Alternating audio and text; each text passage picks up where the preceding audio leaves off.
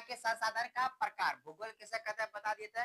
अब बोलेगा संसाधन के प्रकार बताओ, मतलब संसाधन कितना प्रकार के होते हैं, समझा। तो संसाधन जो है ना दो प्रकार के होते हैं मुख्य रूप से संसाधन कितना प्रकार के होता है, दो प्रकार के होते हैं। एक होता है तुम्हारा प्राकृतिक संसाधन, एक होता है प्राकृतिक संसाधन, मतलब जो भगवान के द्वारा जो चीज बनाया हुआ है ना उसको हम बोलेंगे प्राकृतिक संसाधन।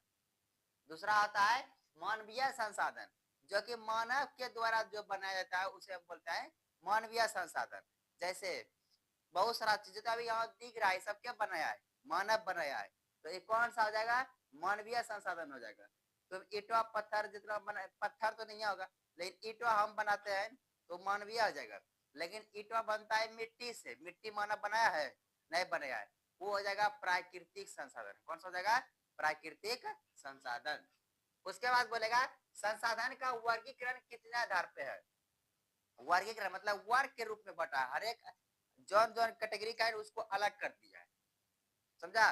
तो ये बोलेगा संसाधन जो है ना कि वर्गीकरण कितने आधार पे है, तो बोला निम्नलिखित है। सबसे पहला बटा है इसको उत्पत्ति के आधार पे, संसाधन को उत्पत्ति के आधार पे बटा। उत्पत्ति के आधार पे भी कितना प्रकार का है, तो दो। उत्पत्ति मतलब उत्पन्न जो हुए, जैसे हम सब उत्पन्न हुए, तो जो जो उत्पन्न होता है ना उसी को बोलते हैं उत्पत्ति के आधार पे। तो उत्पन्न भी कितना प्रकार के है, दो है, एक है जैव संसाधन, एक है अजैव, समझा। तो देखो अब उत्पत्ति के आधार पर जैव और कौन सी होता है, अजैव होता है। उत्पत्ति जो उत्पन्न हुआ उसके आधार पे।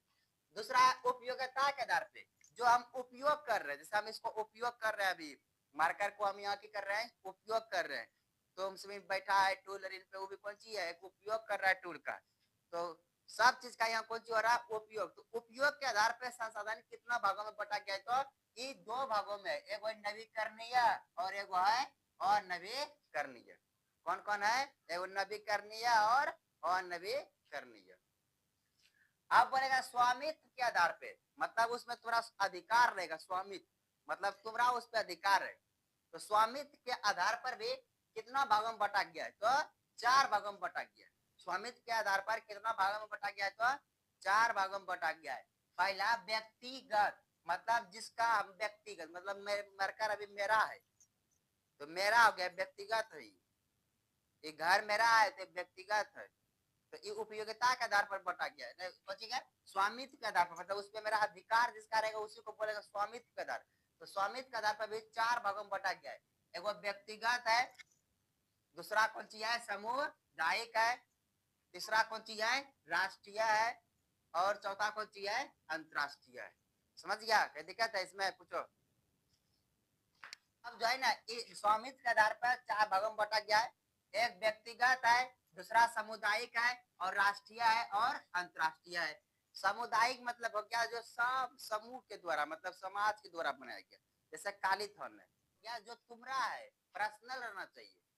पर्सनल जो है उसको हम व्यक्तिगत बोलते हैं, सामुदायिक उसको बोलेंगे जो पूरे समाज का है उसे हम बोलेंगे सामुदायिक। राष्ट्रीय बोलेंगे जो देश का है, जैसे अपना भारत देश का जो है उसे बोलेंगे राष्ट्रीय। जो पूरे दुनिया का है, मतलब पूरे दुनिया में बहुत सारा देश आ जाएगा, अमेरिका जापान कितना ना हो जाएगा, तो उस इनको हम बोलेंगे अंतरराष्ट्रीय। स्वामित्व के आधार पर चार भागों में बटा गया है, और उपयोगिता के आधार पर दो भागों में, और उत्पत्ति के आधार पर भी दो भागों में, समझिएगा।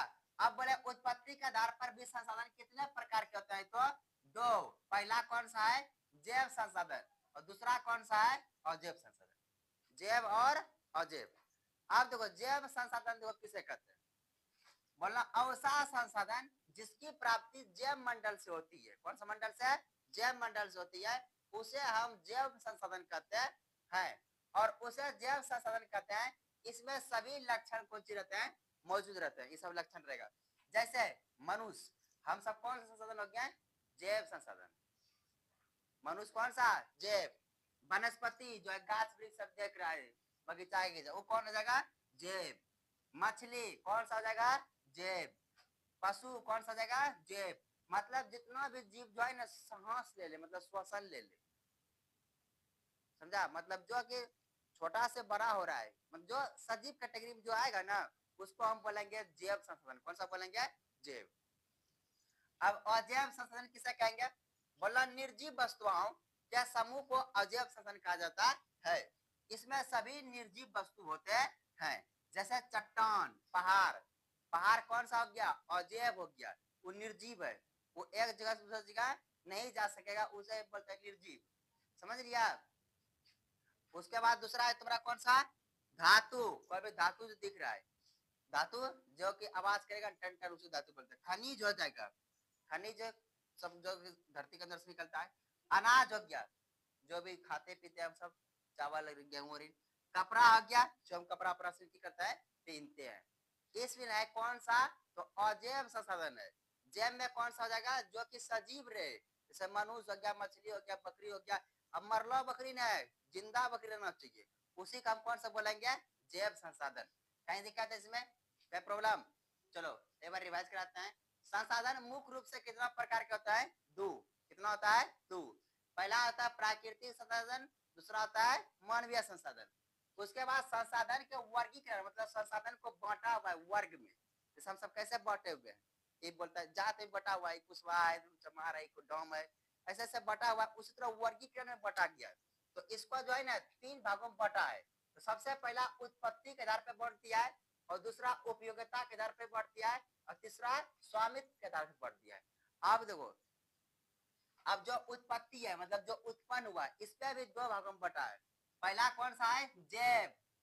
जैव जो कि सजीव उसमें आ जाएगा। दूसरा कौन सा है? अजैव, जो उसमें निर्जीव हो जाएगा, जो हम अभी पढ़ा है। अब उपयोगिता के आधार पर भी दो हो जाएगा, एक नवीकरणीय, एक अनवीकरणीय। इसके बारे में कल बताएंगे। अब स्वामित्व के आधार पर भी चार हो जाएगा, एक व्यक्तिगत हो जाएगा, एक सामुदायिक हो जाएगा, एक राष्ट्रीय हो जाएगा, एक अंतरराष्ट्रीय हो जाएगा। और उसका उत्पत्ति के आधार पर बताइए दिया कितना भागों में? दो।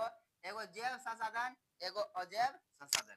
अब जैव संसाधन किसे कहते हैं? मतलब अवसाद संसाधन जिसकी प्राप्ति जैव मंडल से होती है, उसे हम बोलते हैं जैव संसाधन। इसमें सारा सजीव आ जाएगा, निर्जीव एक भी नहीं रहेगा। जैसे मनुष्य हो गया, वनस्पति हो गया, मछली हो गया, पशु हो गया, या अन्य प्राणी के समुदाय हो गया। उसके बाद अजैव संसाधन किसे कहेंगे? वह निर्जीव वस्तुओं के समूह को अजैव संसाधन कहा जाता है। मतलब निर्जीव रहे, मतलब वो सांस नहीं ले सकेगा, एक जगह से दूसरी जगह नहीं जा सकेगा, उसे हम बोलेंगे हम कौन सा? अजैव संसाधन। जैसे कौन सी हो जाएगा? चट्टान, पहाड़ जिसको हम बोलते हैं, धातु, खनिज, अनाज, कपड़ा, ये सब जितना सारा है, ये सब कौन सा है? तो अजैव संसाधन। कौन सा है? अजैव। कहीं दिक्कत है इसमें? कहीं प्रॉब्लम? समझ गया? कहीं प्रॉब्लम है? नहीं है?